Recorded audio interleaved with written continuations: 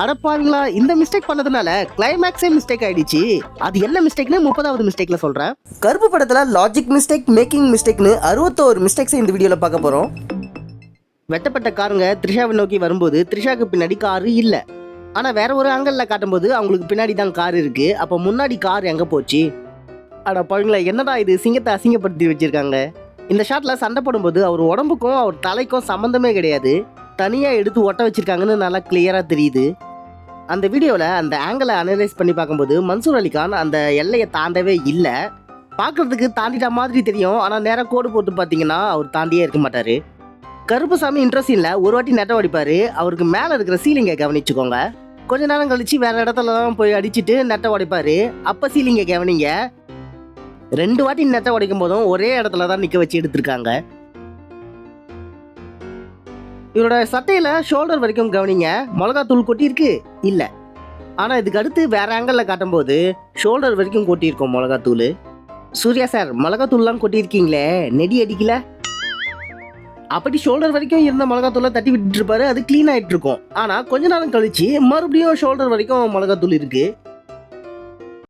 Audience, இப்போ உங்களுக்கு ஒரு சேலஞ்சு, இந்த மிஸ்டேக்கை நீங்களே கண்டுபிடிங்க. மறுபடியும் நல்லா பாருங்க. இப்போ உங்களுக்கு ஒரு க்ளூ தரேன்.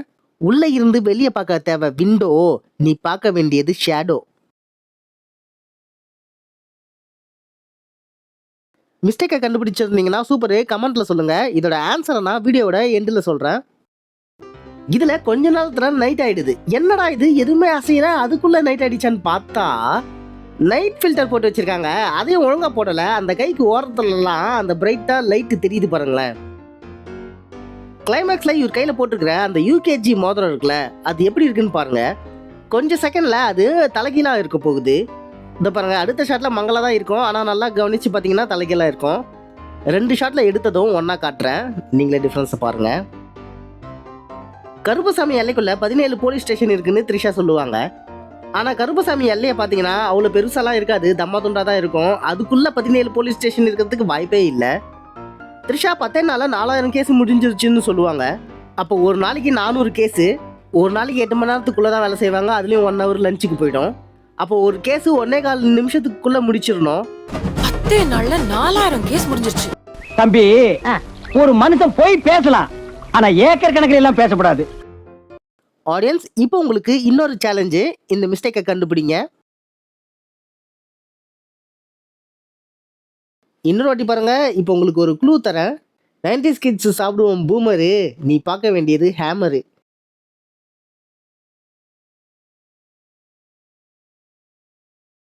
மிஸ்டேக்கை கண்டுபிடிச்சவங்க கமெண்ட்ல சொல்லுங்க. இதோட ஆன்சர் தான் அப்புறமா சொல்றேன். கருப்புசாமி தான் எல்லைக்குள்ள எந்த ஒரு தப்பு நடக்கக்கூடாதுன்ட்டு மேஜிக் பண்ணுவாரு. ஆனா வில்லன் ஆர்ஜே பாலாஜியோட ஆளுங்க கோர்ட்டுக்குள்ள வந்து கலவரம் பண்ணுவாங்க, அடிப்பாங்க, உடைப்பாங்க. அதை ஏன் கருப்புசாமி தடுத்து நிறுத்தல? கிளைமேக்ஸ்ல வர கருப்புசாமி வேற ஒரு கருப்புசாமி. அப்ப படம் ஃபுல்லா வர கருப்புசாமியும் கிளைமேக்ஸ்ல வர கருப்புசாமியும் சூர்யா மாதிரி இருக்காங்க. வேற வேற முகத்தோட தானே இருந்திருக்கணும். அந்த அப்பா மிளகாவை அரைச்சி தேய்க்கிறதுக்கு முன்னாடியே ஒரு பொம்பளை அரைச்சி தேய்ச்சிருக்கு. அப்பெல்லாம் வராம ஏன் அந்த அப்பா தேய்க்கும் போது மட்டும் வரணும்? ஏன்னா அவங்க சைட் ஆர்டிஸ்ட் அதானே. கோர்ட்ல படிக்கிறது வீக்கா இருந்தா மக்களுக்கு ஆபத்துன்னு கண்டிப்பா அதை சரி பண்ணிடுவாங்க. ஆனா இதுல பண்ணாத மாதிரி காட்டுறாங்க. இந்த ஆயா குசும்பு பிடிச்ச ஆயாங்க. அது எப்படி அந்த பொண்ணு உட்கார்ற இடமா தேடி பார்த்து வராங்க? வேற எங்கேயுமே இடமே கிடைக்காது அவங்களுக்கு. என்ன இடம்? இஷ்டத்துக்கு வருவா இடம் கொடுப்பாங்களா? இல்லடா, உனக்கு இடம் இல்லடா. அந்த பொண்ணு உட்கார்ந்துட்டு இருக்கும் போதெல்லாம் அந்த ஆயாவை காட்டுறாங்க. ஏன் அந்த பொண்ணுக்கு ஹீரிங் இருக்கும்போது தான் இந்த ஆயாவுக்கும் இருக்குமா? இது பாருங்க, இவருக்கு வித்தியாசமான நோயா இருக்கு.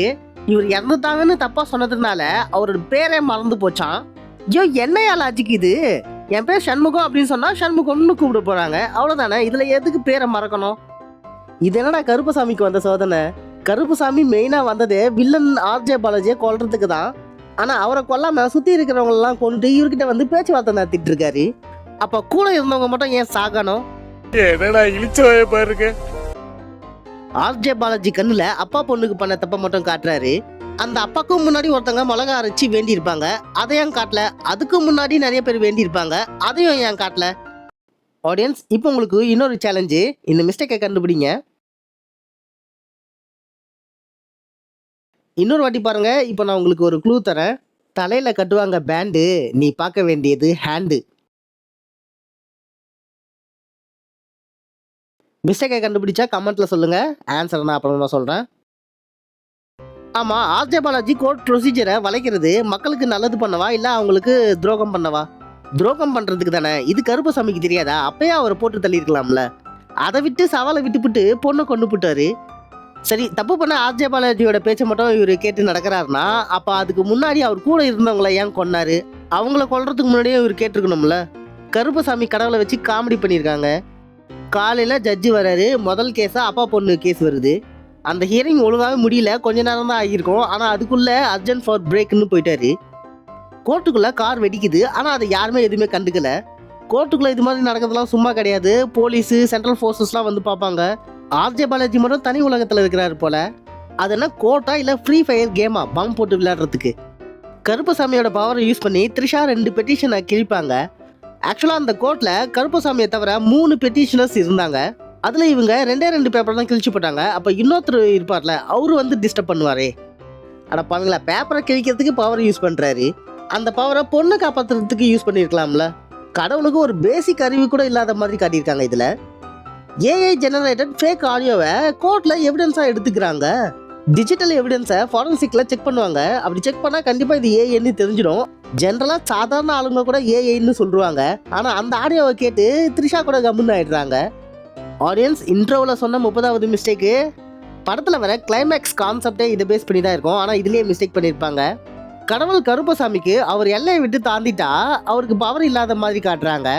அப்போ அவர் அந்த இடத்துல கொலை பண்ணிட்டா அவ்வளோதானா? சாமியே இல்லையா? ஏன்பா அவர் தான்ப்பா பவரு. அவர் எங்கே இருக்காரோ அதான் எல்லை. இடத்துனால அவருக்கு பவர் இல்லை, அவர் தான் பவரே. கண்டென்ட் கிடைக்காம கருப்பசாமியை கூட்டிட்டு வந்து கலாச்சி விட்டுருக்கிறாரு ஆர்ஜே பாலாஜி. ஆடியன்ஸ், ஒரே ஒரு சின்ன மிஸ்டேக் தான். அதை மட்டும் பண்ணாம இருந்திருந்தாங்கன்னா கருப்பசாமியும் வந்திருக்க மாட்டாரு, இந்த படமும் வந்திருக்காது. அது என்ன மிஸ்டேக்னு 61வது மிஸ்டேக்ல சொல்லியிருக்கேன். மினிஸ்டர் ரெக்கமெண்டேஷன்ல ஜட்ஜ் ஆன மாதிரி காட்டுறாங்க. அதுக்கெல்லாம் சான்ஸே கிடையாது. ஜட்ஜ் அப்பாயின்மெண்ட் பண்றதுக்குன்னு தனியா அதுக்குன்னு ஜுடிஷியல் சிஸ்டம் இருக்கு. லியோ ரெஃபரன்ஸ்ல இப்படி ஒரு மிஸ்டேக் பண்ணி வச்சிருக்காங்க. அந்த பொண்ணு அவ்வளவு நேரமா அந்த ஃபேக் விஜயை கூப்பிட்டு இருக்கோம். ஆனா அவரு கண்டுக்காத மாதிரியே பின்னாடி திரும்பி இருப்பாரு. நல்லவனை பார்த்தா சிரிச்சுக்க, சரியில்லாதவனை பார்த்தா விளைவிக்க, நமக்கு இருக்குடா வம்பு. அதே லியோ ரெஃபரன்ஸ்ல இன்னொரு மிஸ்டேக் இருக்கு. கருப்பசாமி மந்திரத்துல யாருன்னே தெரியாத ஒருத்தங்க கூட நல்ல கையை பிடிச்சி விளையாடிக்கிட்டு இருக்கு. இது அந்த பொண்ணோட புருஷனுக்கு தெரியுமா? அவன் மட்டும் என் கல்ல மாட்ட வெட்டாம விட மாட்டேன். ஒரு ஜட்ஜி அன்யூஷுவலா இறக்குறாருன்னா அவர் எப்ப இருந்தாரு, எப்படி இருந்தாரு, எல்லாத்தையும் போஸ்ட்மார்ட்டம் எல்லாம் பண்ணி பார்ப்பாங்கல்ல, அப்ப தெரிஞ்சிடும்ல. ஆனா இதுல ஆர்ஜே பாலாஜி மாட்டவே இல்லை. கிளைமேக்ஸ்ல ஆர்ஜே பாலாஜி கோர்ட்டுக்குள்ள வந்து ரவுடிசம் பண்ணிட்டு இருப்பாரு. ஏன் அந்த கருப்பசாமி தான் வந்து கேட்கணுமா? போலீஸ்லாம் இருக்க மாட்டாங்களா? ஜட்ஜெல்லாம் இருக்காங்க, அப்போ போலீஸ்லாம் எங்க போனாங்க? செத்து போன பொண்ணு எப்படி கிளைமேக்ஸ்ல பிரியாணியை துண்ணிட்டு இருக்கு? கிளைமேக்ஸ்ல மக்களை சாட்டிஸ்ஃபை பண்றதுக்கு பயங்கரமான லாஜிக் மிஸ்டேக்கை பண்ணியிருக்காங்க. த்ரிஷா கனவு கண்டதுன்னா இது வந்து மிஸ்டேக் இல்லை, ஆனா இது உண்மையா இருந்ததுன்னா அது மிஸ்டேக் தான். நீதித்துறையில மாற்றங்கள் நடக்கணும்னு மாநில சட்டமன்றத்துல வாக்குவாதம் நடக்குது, ஓட்டிங்லாம் எடுக்கிறாங்க. அதுக்கு மாநில சட்டமன்றத்துக்கு பவரே கிடையாது. ஈவன் பார்லிமெண்ட்னால கூட சில விஷயங்கள் முடியாது. படத்துல பிட்டு பிட்டா அள்ளி போட்டிருக்கிறாரு. பழனிசாமி, நாங்க வர்றோம்ப்பா. எவ்வளவு பிட்டு இழத்தாப்பா அந்த காது தாங்க. வாங்க. ஜட்ஜுக்கு முன்னாடியே கையை தூக்க வச்சு அது பொய் கேஸ்னு நிரூபிச்சாச்சு. அதுக்கப்புறமா எப்படி அவங்களுக்கு சாதகமா தீர்ப்பு கொடுப்பாங்க? அப்பா மிளகா இடிக்க வரும்போது காத்து நல்லா அடிக்குது. ஸோ மிளகாலாம் பறந்து போயிருக்கணும், ஆனா பறக்காம அப்படியே இருக்கு. அப்பா பொண்ணு கேஸை கடைசியாக தான் லிஸ்ட் பண்ணியிருப்பாங்க. ஆனா ஜட்ஜு வந்த உடனேயே அப்பா பொண்ணு கேஸை ஹியரிங்க்கு எடுக்கிறாங்க. எப்படி? கோர்ட்டுக்குள்ள மீடியா ஆளுங்கள்லாம் கேமராவோடவும் மைக்கோடவும் இருக்கிறாங்க. அது மாதிரி கோர்ட் ப்ரொசீடிங்ஸை ரெக்கார்ட் பண்ண முடியாது. ஸோ இது மிஸ்டேக் தான். அந்த விட்னஸ் பாக்ஸில் 4 பேரை ஒரே சமயத்தில் விசாரிக்கிற மாதிரி காட்டுறாங்க. ஒருத்தரை ஒரு சமயத்தில் தான் விசாரிக்க முடியும், ஏன்னா ஸ்டேட்மெண்ட்லாம் வெவ்வேறையாக கொடுத்துருப்பாங்க. அது ஒவ்வொன்றும் வெரிஃபை பண்ணுறதுக்கு தனித்தனியாக தான் கூப்பிட்டு கேட்பாங்க. இவ்வளோ நேரம் நம்ம லாஜிக் மிஸ்டேக்கை பார்த்தோம். இப்போ நம்ம படத்தில் இருக்கிற மேக்கிங் மிஸ்டேக்ஸை பார்ப்போம். கருப்பசாமி தூக்கி போடுற அந்த ஈட்டியை பாருங்களேன், ரப்பர் மாதிரி வளையுது. இந்த ஷாட்ல அந்த ஈட்டியை லெஃப்ட் கையில இருந்து கீழே போட்டு ரைட் கையில பிடிக்கிறாரு. ஆனா அடுத்த ஷாட்ல வேற ஆங்கிள் காட்டும் போது லெஃப்ட் கையில இருந்து டைரக்டா ரைட் கையில பிடிப்பாரு. அப்பா விழுற இந்த இடம் ஜல்லிக்கல்லே கிடையாது, அது ஸ்பாஞ்சு தான்னு நல்லா கிளியரா தெரியும். அந்த இடத்த பார்த்தாலே தனியா தெரியும் நமக்கு. அந்த கல்லு கூட இவர் தொடாமையே பறந்து போகுது பாருங்க. இந்த இடத்துல பாருங்களேன், கல் எதுவும் இல்லை, ஆனா ஜல்லிக்கல் சடனா அப்பியர் ஆகுது. அது எப்படி இந்த இடத்துல இருக்கும்போது மறைஞ்சிருக்கு? இந்த பேய் கேரக்டரு கரெக்டா கீழே இருந்து அவர் முகத்தை காட்டும் போதுதான் அவர் நடிக்க ஆரம்பிப்பாரு. அவர் கையில வச்சிருக்கிற பேப்பர்ல மேல கீழே எந்த இடத்துலயுமே பிளாக் கலர்ல டாட் இல்ல. ஆனா அடுத்த ஷாட்லயே பேப்பரோட டாப்ல பிளாக் கலர்ல டாட் இருக்கு. ஆடியன்ஸ், இப்போ உங்களுக்கு 4வது கடைசி சேலஞ்சு. இந்த மிஸ்டேக்கை கண்டுபிடிங்க. மறுபடியும் பாருங்க. இப்போ உங்களுக்கு ஒரு க்ளூ தரேன். மீனுக்கு போடுவாங்க வலை, நீ பார்க்க வேண்டியது தலை. 4 சேலஞ்சஸோட மிஸ்டேக்ஸையும் கண்டுபிடிச்சிருந்தீங்கன்னா சூப்பரு. கமெண்ட்ல சொல்லுங்க. 4 சேலஞ்சஸோட ஆன்சரை நான் வீடியோவோட கடைசியில சொல்றேன். அதே பேப்பர்ல பிளாக் கலர் டாட்டா இருக்கிறது அடுத்த ஷாட்ல டக்குன்னு ஓட்டையா மாறிடுச்சு. அந்த ஓட்டை இன்னும் கொஞ்ச நேரம் கழிச்சு மறைஞ்சு போயிடுச்சு.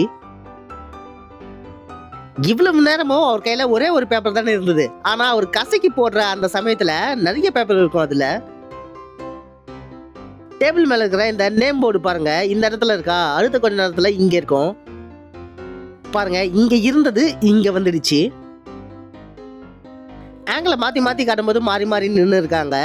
அப்பா பொண்ணுக்கு நடுவில் பாருங்க கொஞ்சம் கேப் தான் இருக்கும். ஆனால் அடுத்த ஷாட்டில் வேற ஆங்கிளில் காட்டும்போது ஒரு ஆள் நிற்கிற அளவுக்கு கேப் இருக்கும்.